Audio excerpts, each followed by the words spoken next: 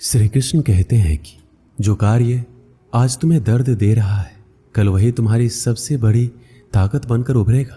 झोंक दिया हुनर को मेहनत की भट्टी में, कुछ तो काबिल जरूर बनेंगे। घर बड़ा हो या छोटा ये मायने नहीं रखता, उस घर में एक दूसरे के प्रति प्यार और सम्मान कितना है ये मायने रखता है। घर की जिम्मेदारियां निभाते निभाते खुद की खुशी, खुद के सपने तक भूलने पड़ते हैं। अपनी वाणी को शुद्ध रखिए, संस्कारों की ये पहली अमानत होती है। अगर धैर्य करोगे तो मिलेगा, गुरूर करोगे तो गवाओगे। जीवन में खुश रहने के लिए एक ही मंत्र है, राधे राधे का चिंतन करो और चिंता करना छोड़ दो। व्यक्ति का नजरिया और बात करने का तरीका बताता है कि उसे संस्कार कैसे मिले। कपड़े तो ब्रांडेड खरीद सकते हैं, लेकिन संस्कार किसी दुकान में नहीं मिलते। भरोसा स्टिकर जैसा होता है, दोबारा पहले जैसा नहीं लगता। जीवन को समझाने के लिए पीछे मुड़कर देखें और जिंदगी जीने के लिए हमेशा आगे देखें। वक्त और प्यार दोनों जिंदगी में खास होते हैं। वक्त किसी का नहीं होता और प्यार हर किसी से नहीं होता। कहने को तो बहुत सी बातें होती हैं, पर असली सुकून चुप रहने से ही मिलता है। आज के समय की ये सच्चाई है कि जरूरत तय करती है कि बोलने का ढंग कितना देर तक मीठा रखना है। जब पीरा और कष्टकारी बोली दोनों सहन होने लगे तो समझ लेना इंसान समझदार हो गया है। माँ बाप की बातें और किताबें कभी धोखा नहीं देती। जिंदगी में अहमियत उसे ही दो जिसमें अहम ना हो। दिल साफ रखो और सबको माफ करो, जिंदगी हसीन हो जाएगी। हर इंसान के साथ इतनी खूबसूरती के साथ रिश्ता निभाओ कि लोग आपको खोने से डरे, आप लोगों को खोने से नहीं। कुछ कर्म ऐसे होते हैं जिनका प्रायश्चित नहीं होता, उसे कुदरत के नियमानुसार भुगतना पड़ता है। अगर रास्ता खूबसूरत हो तो पता करें किस मंजिल को जाता है, लेकिन अगर मंजिल खूबसूरत हो तो रास्ते की परवाह ना करें। आपका स्वाभिमान अगर किसी को अभिमान लग रहा है तो बिल्कुल लगने दीजिए। जो 2 पल में बदल जाते हैं वह विचार नहीं, वहम कहलाते हैं। भरोसा जितना कीमती होता है, धोखा उतना ही महंगा हो जाता है। ताश का जोकर और अपनों की ठोकर अक्सर बाजी घुमा देते हैं। कभी फुर्सत में अपनी कमियों पर गौर करना, दूसरों का आईना बनने की ख्वाहिश मिट जाएगी। नियत से ईश्वर खुश होते हैं और दिखावे से इंसान। मिली थी जिंदगी किसी के काम आने के लिए, पर वक्त बीत रहा है कागज के टुकड़े कमाने के लिए। रिश्तों को बनाए रखने का सिर्फ एक ही शर्त है, किसी की कमियां नहीं अच्छाइयां देखिए। समय उनका इंतजार करता है जो उसका इस्तेमाल करना जानता है। समय दिखाई नहीं देता, लेकिन बहुत कुछ दिखा जाता है। अकेले ही गुजरती है जिंदगी। लोग तसल्लियां तो देते हैं पर साथ नहीं। पत्थर में एक कमी है कि वो पिघलता नहीं है, मगर एक खूबी भी है कि वो इंसान की तरह बदलता नहीं है। भरोसा उस पर करो जो तुम्हारी 3 बातें जान सके, हंसी के पीछे का दर्द, गुस्से के पीछे का प्यार और आपके चुप रहने की वजह। जल्दी जागना हमेशा ही फायदेमंद होता है, फिर चाहे वो नींद से हो या अहम से या फिर वहम से। प्रशंसा चाहे जितनी कर लो, अपमान सोच समझ कर करना, क्योंकि अपमान वो उधार है जो अवसर मिलने पर ब्याज सहित लौटता है। जीवन एक ऐसा रंगमंच है जहां किरदार को खुद पता नहीं होता अगला दृश्य क्या है। रिश्तों की चाय में शक्कर जरा माप के रखना चाहिए। फीकी हुई तो स्वाद नहीं आएगा, ज़्यादा मीठी हुई तो मन भर जाएगा। प्रेम सदा माफ़ी मांगना पसंद करता है और अहंकार सदा माफ़ी सुनना पसंद करता है। इज्जत किसी इंसान की नहीं होती, जरूरत की होती। जरूरत खत्म तो इज्जत खत्म, यही दुनिया का सच है। जीवन में कभी भी मुसीबत आए तो किसी से मदद मत मांगना, क्योंकि मुसीबत थोड़ी देर की होती है और एहसान जिंदगी भर का रह जाता है। आप कब सही थे इसे कोई याद नहीं रखता, लेकिन आप कब गलत थे इसे सब याद रखते हैं। ठंड में हाथ काम नहीं करते और घमंड में दिमाग काम नहीं करता। छोटी छोटी बातों पर वही लोग गुस्सा करते हैं जिन्हें हमारी फिक्र होती है। बुराइयां ढूंढने का शौक है तो शुरुआत खुद से कीजिए, दूसरों से नहीं। जिंदगी में अगर खुश रहना है तो दूसरों की बकवास को अनदेखा करना सीखो। मुसीबत आए तो ये मत सोचना कि अब कौन काम आएगा, बल्कि ये देखना कि अब कौन साथ छोड़कर जाएगा। किसी ने सच ही कहा है, इंसान आपका मोल कभी नहीं समझ पाएगा जिसके लिए आप हमेशा हाजिर रहते हैं। सच्चे व्यक्ति को खुद के ऊपर घमंड तभी आता है जब सच्चाई के साथ अड़िग होकर खड़ा होता है। माचिस किसी दूसरी चीज को जलाने से पहले खुद को जलाती है। गुस्सा भी एक माचिस की तरह है, ये दूसरों को बर्बाद करने से पहले खुद को बर्बाद करता है। रिश्ते निभाने के लिए बुद्धि नहीं, दिल की शुद्धि होनी चाहिए। इंसान ही इंसान का रास्ता काटता है, बिल्लियां तो यूं ही बदनाम है। घमंड के अंदर बुरी बात यह होती है कि वो आपको कभी महसूस नहीं होने देगा कि आप गलत हो।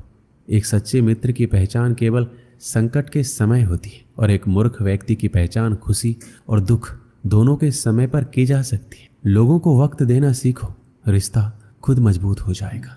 समझदार इंसान से की गई कुछ मिनट की बात हजारों किताबें पढ़ने से बेहतर होती है। दूसरे के घर में जाकर हंगामा वही लोग करते हैं जिन्हें उनके घर में कोई इज्जत नहीं मिलती। चैन से जीने के लिए 4 रोटी 2 कपड़े काफ़ी हैं, पर बेचैनी से जीने के लिए 4 गाड़ी और 2 बंगले भी कम हो जाते हैं। जो आपके खुश होने पर खुश और दुखी होने पर दुखी हो जाए, उससे ज़्यादा प्यार आपको कोई नहीं कर सकता है। जब तक तुम्हारे पास पैसा है, दुनिया पूछेगी भाई तू कैसा है। लोग आईना देखना छोड़ देंगे अगर आईने में चित्र की जगह चरित्र दिखाई देगा तो। कड़वा सत्य, किसी भी व्यक्ति को ज़्यादा सुधारना चाहोगे तो आपका दुश्मन बन जाएगा। जब कोई नया मिल जाता है तो पुराना रिश्ता ऐसे खत्म हो जाता है जैसे कभी था ही नहीं। छोटी सी होती है ये जिंदगी, इसे हंसकर जियो, क्योंकि लौटकर सिर्फ यादें आती है, वक्त नहीं। जिनको खुद के ऊपर हौसला होता है वो अक्सर ही दूसरों के हाथ के नीचे इतराया नहीं करते। पैरों में लगने वाली चोट हमें संभल कर चलना सिखाती है, वहीं मन में लगने वाली चोटें हमें संभल कर जीना सिखाती है। एक गांव में एक जमींदार था। उसके पास बहुत सारा धन था। 200 बीघा खेत, अनेक गाय, 10-12 बगीचे और एक बड़ा सा तालाब था। अनाज से उसका घर भरा रहता था। बर्तन भर के दूध, दही, घी रहता था। 100 टोकरी रोज बगीचे से फल आता था। तालाब में अनगिनत मछलियां थी। जमींदार के चारों तरफ से ही धन आता था। बगल के गांव के लोग भी उससे अनाज, फल, मछलियां आदि लेने आते थे। उसे किसी भी चीज़ की कमी नहीं थी। उसका जीवन एकदम आराम से चलता था। जमींदार का एक बेटा था, राम प्रसाद। जमींदार के मरने के बाद काम काज का सारा जिम्मा राम प्रसाद पे ही आ गया। राम प्रसाद को घर बैठे ही सारी सुविधा मिल रही थी। वह बहुत खुश था। कुछ दिनों बाद धीरे धीरे उसके धन में कमी होने लगी। अन्न भंडार खाली होने लगा। गायों का दूध कम हो गया। बगीचे से फल मिलने बंद हो गए। तालाब से मछलियां गायब होने लगी। और राम प्रसाद दुखी और परेशान रहने लगा। धीरे धीरे उसका तबीयत भी खराब होने लगा। उसके तबीयत के बारे में सुन के उसका हाल पूछने के लिए गुरुजी उसके घर आए। राम प्रसाद ने उनका बहुत अच्छे से स्वागत किया और सेवा में कोई कमी नहीं छोड़ा। लेकिन गुरुजी बिना बताए ही समझ गए कि राम प्रसाद ठीक नहीं है। वह अंदर ही अंदर बहुत परेशान है और उसी की वजह से बीमार भी पड़ा हुआ है। फिर भी उन्होंने राम प्रसाद से पूछा, क्या हुआ राम प्रसाद, सब ठीक तो है? तुम बहुत उदास लग रहे हो। तब उसने कहा, क्या बताऊं गुरुजी, कुछ समझ नहीं आ रहा है। मेरा सारा धन दौलत खत्म होता जा रहा है। इसी की चिंता से मैं बीमार हो गया हूँ। अब आप ही कुछ उपाय बताइए जिससे मेरा धन दौलत पहले जैसा हो जाए। तो गुरुजी ने कहा कि तुम चिंता मत करो, सब ठीक हो जाएगा, सब पहले जैसा हो जाएगा। सबसे पहले तुम मुझे अपना दिनचर्या बताओ। तो राम प्रसाद ने बताया, गुरुजी चिंता के कारण रात में जल्दी नींद नहीं आती, इसलिए सुबह देर तक सोता रहता हूँ। फिर स्नान करता हूँ, उसके बाद भोजन और फिर दोपहर में सो जाता हूँ। फिर जब सोकर उठता हूँ तो शाम के समय अपने मित्रों के साथ बिताता हूँ। फिर रात को जब बिस्तर पर जाता हूँ तो वही चिंता सताने लगती है, इसलिए मुझे सोते सोते देर हो जाती है। गुरुजी ने कहा, क्या कभी अपने खेतों में घूमने जाते हो या नहीं? तो उसने बताया, नहीं गुरुजी, मैं कभी नहीं जाता। मेरा सारा काम मेरे नौकर चाकर करते हैं। गुरुजी समझ गए कि अपने कारोबार का देखभाल ना करने के कारण इसकी ये बुरी हालत हुई है। उन्होंने राम प्रसाद से कहा कि मेरे पास एक उपाय है, यदि तुमसे ये काम हो जाएगा तो तुम्हारी धन दौलत दोबारा वापस आ सकती है। राम प्रसाद ने तुरंत हाँ बोल दिया। फिर गुरुजी ने कहा, सप्ताह में किसी एक दिन स्वर्ग से एक बहुत सुंदर अद्भुत चिड़िया आती है जो सुबह 4 बजे तुम्हारे बड़े वाले तालाब के किनारे पर बैठती है। वह इतनी सुंदर है कि उसे देखते ही किसी भी इंसान का सारा दुख दूर हो जाता है। वह सुखी, स्वस्थ और संपन्न हो जाता है। यदि तुम एक बार भी उसका दर्शन कर लोगे तो तुम्हारा सारा दुख दूर हो जाएगा और तुम एकदम पहले की तरह स्वस्थ हो जाओगे और तुम्हें कभी भी धन की कमी नहीं होगी। सबसे पहले तुम्हें सुबह उठकर अपने भंडार घर, गौशाला, खेतों, बगीचों को प्रणाम करते हुए तालाब के पास पहुंचना है। वहां सप्ताह में किसी भी दिन तुम्हें वह स्वर्ग वाली चिड़ियां दिखाई दे सकती है। गुरुजी इतना बोलकर अपने घर वापस चले गए।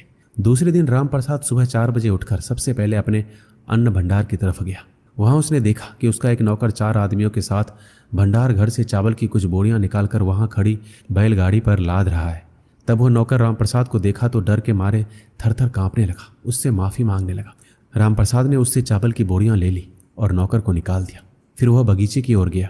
वहां जाकर देखा कि बगीचे की रखवाली करने वाला अपने पूरे परिवार के साथ टोकरी में फल भरकर अपने घर की ओर ले जा रहा है। और जब वह अचानक रामप्रसाद को देखा तो उसके होश उड़ गए। रामप्रसाद ने उसे भी नौकरी से निकाल दिया। जब वह अपने खेतों में पहुंचा तो देखा कि गांव के कुछ लोग खेतों से अनाज के गट्ठर अपने सिर पर लेकर जा रहे हैं। रामप्रसाद ने देखा तो उन लोगों से अपना अनाज का गट्ठर वापस रखवाया और उन्हें एक कड़ी सजा दी। इसके बाद वह तालाब के पास पहुंचा। वहां कुछ लोग तालाब में जाल डालकर मछलियां पकड़ रहे थे। रामप्रसाद को देखते ही वह जाल छोड़कर भाग गए। रामप्रसाद बहुत देर तक उस चिड़िया का इंतजार किया, लेकिन वह चिड़िया उसे कहीं नहीं दिखी। फिर वह वापस अपने घर आ गया। रामप्रसाद अपने पुराने नौकर को निकालकर दूसरे नौकर को काम पर रखा। दूसरे दिन जब वो दोबारा उस अद्भुत चिड़िया को देखने निकला तो उसने देखा कि भंडार घर के सारे नौकर सो रहे हैं, कोई काम नहीं कर रहा है। फिर उसने सबको जगाया और अच्छे से काम करने को कहा। इसी तरह सब जगह घूम घूम कर देखा और सबको अच्छे से काम करने को कहा। तीसरे दिन जब वह सुबह बाहर निकला तो देखा कि उसके सारे के सारे नौकर बड़ी लगन से काम कर रहे हैं। कोई भी नौकर आलसपन नहीं दिखा रहा है। लेकिन उस दिन भी वह अद्भुत चिड़िया दिखाई नहीं थी। अब उसके यहाँ काफ़ी दूध, फल और अनाज होने लगा। एक हफ्ते के अंदर ही उसके घर की स्थिति में काफ़ी सुधार हो गया। सब हरा भरा हो गया। भंडार घर अनाज से भर गया। गायें अधिक से अधिक दूध देने लगी। खेतों में फसल लहलहाने लगा और तालाब में मछलियां भी दिखाई देने लगी। लेकिन अभी भी वह चिड़िया दिखाई नहीं थी। एक दिन फिर गुरुजी रामप्रसाद के घर आए। रामप्रसाद ने खुशी खुशी उनका स्वागत किया। इस बार उसके चेहरे पर उदासी नहीं बल्कि खुशी दिख रही थी। गुरुजी ने उससे पूछा, कैसे हो रामप्रसाद, सब ठीक चल रहा है? और स्वर्ग वाली अद्भुत चिड़िया दिखी कि नहीं? रामप्रसाद ने गुरुजी से कहा, नहीं गुरुजी, आपके कहे अनुसार मैं रोज तालाब के पास जाता था। आज 7 दिन हो गए लेकिन अभी तक वह चिड़िया मुझे दिखाई नहीं दी। तब गुरुजी ने कहा, क्या तुम्हें पहले से ज़्यादा अनाज, फल और दूध नहीं मिल रहे? रामप्रसाद ने कहा, हाँ गुरुजी, ये तो है। ये सब चीज़ें मुझे पहले से अधिक मात्रा में मिलने लगी है और अब मुझ में कभी थकावट नहीं होती है, बल्कि पहले से ज़्यादा स्फूर्ति आ गई है। पर गुरुजी, आप मुझे ये बताइए कि अभी तक मुझे उस अद्भुत चिड़िया का दर्शन क्यों नहीं हुए? क्या मैं वहाँ जाने में देरी कर देता हूँ? तब गुरुजी ने बताया, देखो रामप्रसाद, मेहनत ही स्वर्ग का अद्भुत चिड़िया है। मेहनत से हमें सुख और समृद्धि प्राप्त होती है। अगर तुम इसी तरह मेहनत करोगे तो तुम्हें मेहनत का फल अवश्य मिलेगा और तुम अपने काम धाम पर ज़्यादा से ज़्यादा ध्यान दोगे तो तुम चारों तरफ से संपन्न रहोगे। कोई दुख बीमारी तुम्हारे पास नहीं आएगी और सुबह सुबह उठकर सूर्य की पहली किरण लेने से भी तुम्हारा शरीर स्वस्थ रहेगा और ऐसे ही धीरे धीरे तुम्हारे चेहरे पर चमक आ जाएगी। गुरुजी की कही सारी बात रामप्रसाद को समझ आ गई। वह जान गया कि मेहनत करने से ही लक्ष्मी की प्राप्ति होती है। उस दिन से वह वैसा ही करने लगा जैसा उसको गुरुजी ने कहा था। इसलिए कहते हैं कि मेहनत का फल हमेशा मीठा होता है।